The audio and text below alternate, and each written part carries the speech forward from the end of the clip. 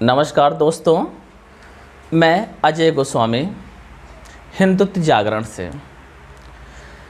आज मैं आपके सामने कुछ बातें रखना चाहूँगा। जैसे आप लोगों ने सुना होगा, ये जो पीर बाबा होते हैं, पीर देवता, गड्ढे वाले पीर देवता, मस्जिद वाले पीर देवता और पता नहीं गधे घोड़े, बहुत सारे पीर देवता आप लोग देखते रहते होंगे। तो आपने एक चीज़ देखा होगा कि हमारे भोले भाले हिंदू भाई बहन माताएं हर शुक्रवार को थाली में फूल सजा के वहाँ पे मन्नतें लेने जाती हैं। काफ़ी भीड़ होती है, काफ़ी लोगों का लगाव होता है। एक तरह से देखें तो किसी मंदिर का रूप दिखता है। वहाँ पे मौलवी बैठा होता है, प्रसाद देता है और झाड़ुओं से, समझ रहे हैं ना, झाड़ुओं से सबकी स्वागत करता है। और लोग बड़े बड़े लटका के पीर बाबा के पैर छू के जाते रहते हैं।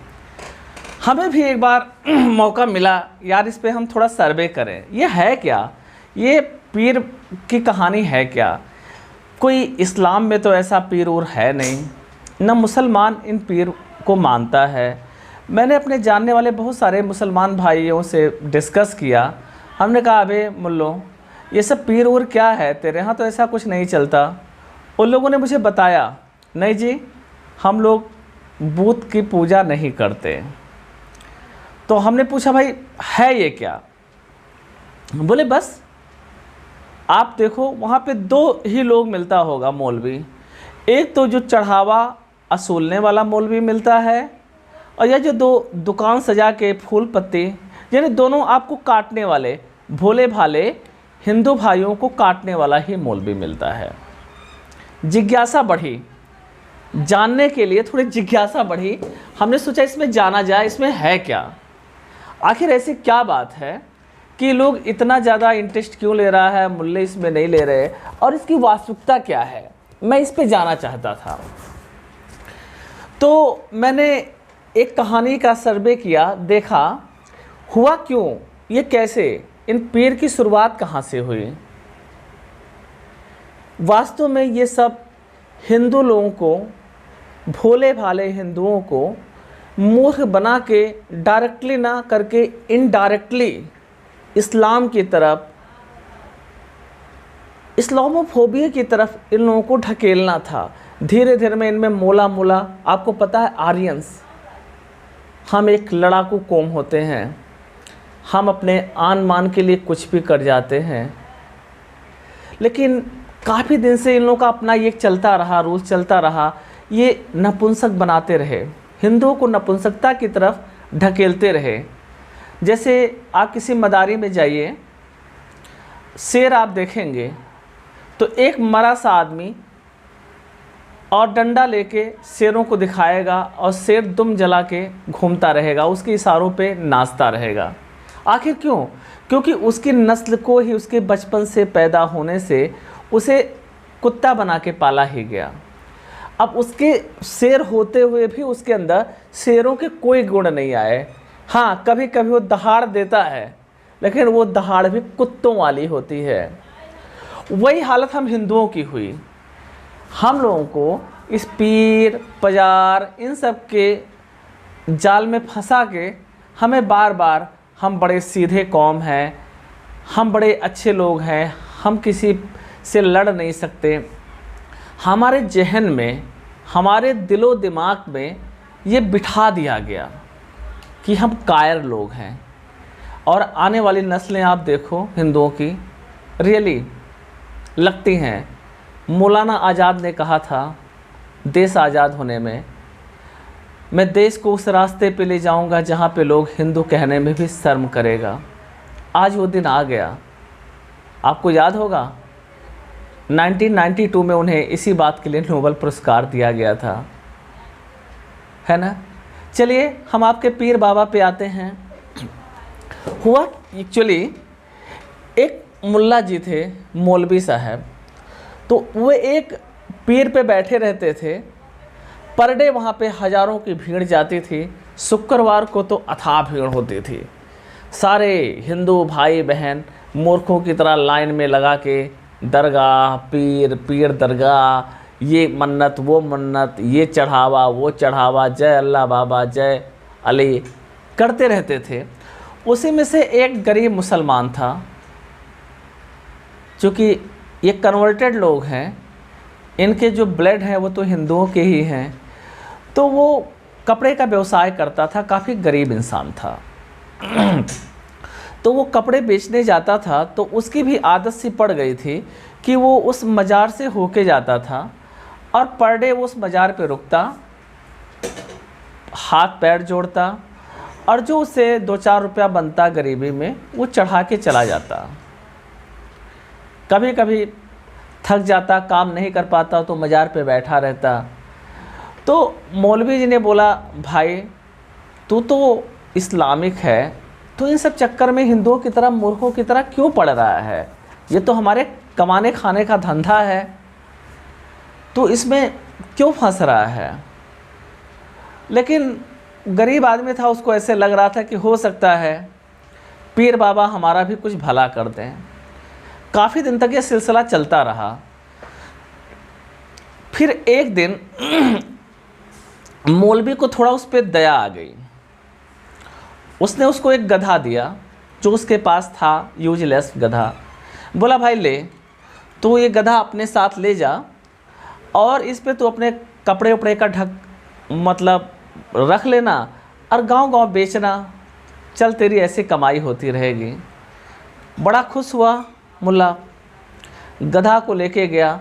दूसरे दिन उसमें कपड़े लादे और गांव-गांव घूमा। थोड़ा मेहनत कम, कहाँ गट्ठर सर पे लाद के चलना होता था, कहाँ गधे पे। तो थोड़ा उसे अच्छा लगा, कुछ कमाई में भी इनकम हुआ। अगले दिन उसने कुछ और कपड़े लादे और कमाई बढ़ी। पार्टी वो कुछ ना कुछ परिवर्तन करता रहा, इनकम बढ़ती गई, इधर चढ़ावा भी बढ़ता गया। अब कपड़े वाला इतना आलसी हो गया, उसे लगा यार मैं पैदल चल रहा हूँ, मेरे पैर में दर्द हो रहा है, क्यों ना मैं भी इस गधे पे बैठ लिया करूँ। फिर वो गधे पे बैठ के लगातार बेचने लगा। धीरे धीरे उसका व्यापार बढ़ता गया। उसे लगा भाई मौलवी और पीर बाबा ने बड़ा भला कर दिया है। अब लालच इंसानी आदत ही होती है, उसके अंदर लालच बढ़ता गया। वो गधे पे और मटेरियल भरना शुरू किया और भरना शुरू किया। रात को देर देर तक मार्केट में घूमता रहा, बेचता रहा। फिर एक दिन ऐसे आया, गधे पे उसने ध्यान देना कम कर दिया। गधा बेचारा कमज़ोर होता गया और एक दिन वो सामान लेके जा ही रहा था बेचने कि अचानक रास्ते में गधा इस मुल्ले को और सामान को लेके गिरा और जहाँ गिरा वहीं पे मर गया। फिर पानी लाना। तो फिर उसके बाद में क्या हुआ, उसने खोदा गड्ढा, वहाँ पे अपने गधे को दफना दिया। दुखी हुआ, किसी तरह अपने घर गया, रात भर सोया। सुबह आदत तो पड़ गई थी भाई गधे पे बैठ के घूमने की, तो अब दूसरे दिन जब उठा तो उसे गधा तो नज़र नहीं आया। तो क्या बोलते हैं, निकला अब बिजनेस करने के लिए, तो पैदल अब उससे चला नहीं जा रहा था। थोड़ी दूर चला, पैर में थकावट आ गई। चलते चलते वो गधा जहाँ पे उसने दफन किया था वहाँ पे पहुँच गया। अब उसे गधे की अहमियत का पता लगा कि गधा उसके लिए कितना अच्छा था, कितना सुख सुविधा, पैसे। अब बेचारा करता क्या, कई महीनों का हालत हो गया था, आलस शरीर में भर गया था। बस वो वहीं बैठ के गधे के जहाँ दफन किया था, मिट्टी बटोर के रखा था, वहीं बैठ के रोना शुरू कर दिया। फव्वारे मार मार के रोने लगा और उसी पे मज़ार पे, मतलब गधे के मज़ार को ठोंकता था कि भाई मैंने क्या बिगाड़ा, तूने मेरा साथ छोड़ दिया। उधर से एक हिंदू भाई कहीं जा रहे थे, उन्हें लगा यार ये कोई सिद्ध जगह है। उन्होंने जल्दी से 10 का नोट निकाला और वो भी वहाँ पे पैर छुए और आगे बढ़ गए। जिस काम के लिए वो गए उनका वो काम वहाँ पे हो गया। उन्हें लगा यार इस पीर बाबा में बड़ा दम था, लगता है वो कोई पीर है जिसने मेरा सारा काम बना दिया। समझ रहे ना। और वो गांव में लौटते ही पूरे गांव में ढिढोरा पूछ दिए कि फला जगह एक पीर बाबा हैं, उन लोगों की बड़ी सुनाई करते हैं। आज हम गए, पैर छुए, 10 का नोट चढ़ाए और उसके बाद मेरा ये काम सफल हो गया। हमने जैसे पहले ही बताया, बेचारे हिंदू मूर्ख प्रजातियां होती हैं। गांव में आग की तरह फैल गया पूरा बात। गांव के लोग दूसरे दिन सुबह से थाली फूल पैसे के साथ पहुंचने लगे और शुरू हो गया चढ़ावे। फिर वो पीर बाबा का शुरुआत हो गया बिजनेस, बढ़िया बिजनेस करने लगे। धीरे धीरे अब इन्होंने सोचा यार कपड़े से अच्छा तो व्यवसाय हमारे यही का है। वो रोज़ सुबह आते, उधर झाड़ू वाड़ू मार के एक जगह फूल की दुकान लगवा दिए, उससे भी कुछ कमीशन आने लगा, एक मुल्ले को बिठा दिए और इधर अपना झाड़ू लेके आने वाले मूर्खों के सर पे मारते और पैसा गट कर जाते। कई महीनों ऐसे चलता रहा, पेट वोट अच्छा निकल आया, प्रॉपर्टी अच्छी बन रही थी। अचानक हुआ यूँ, वो मौलवी साहब जो पहले मजार वाले थे उसी रास्ते से गुजर रहे थे। जब ये मुल्ला जी देखे, दौड़े, तुरंत मौलवी के पैर छू लिए और बोले, महाराज आपका दिया हुआ, जिंदा था तो भी खिलाया और मर गया तो भी हमें खिला रहा है, आपका ये उपकार हम भूलेंगे नहीं। तो बोले, बेटा तू जो आ रहा था, जिसके पैर छू रहा था, वो कौन था? इसी गधे की अम्मी थी। तो ये हिंदू हैं, ये ऐसे कटते रहेंगे, सिर्फ इन्हें आपको काटना है, तरीका लगाना है। ये वो हिंदू हैं जो ब्रह्मांड की देन हैं। ये बेचारे भोले भाले मूर्ख हैं, इन्हें बस घुमाते रहो। पीर बाबा, दरगाह बाबा, घोड़ा बाबा, गधा बाबा, हाथी बाबा, और इन फूलों को आप काटते रहो। धीरे धीरे इस्लामिक की तरफ ले चलो। एक दिन ऐसा आएगा कि गजवाए हिंद बन जाएगा। अब हम क्या समझा सकते हैं इन हिंदुओं को, जब इनकी किस्मत में ही लिखा है हिंदू मुस्लिम भाई भाई। ये यही नहीं सोचते कि इस्लाम की जो पहली आयत होती है, कोई मुसलमान सुबह जब नमाज की शुरुआत करता है तो पहले 2 लाइन बोलता है, ला इलाहा इल्लल्लाह। सुना होगा, ये मुल्लों वाली भाषा तो मैं नहीं बोल सकता, लेकिन उसका हिंदी रूपांतरण यही होता है कि अल्लाह के सिवा दुनिया में कुछ नहीं है, सब कुछ अल्लाह ही है।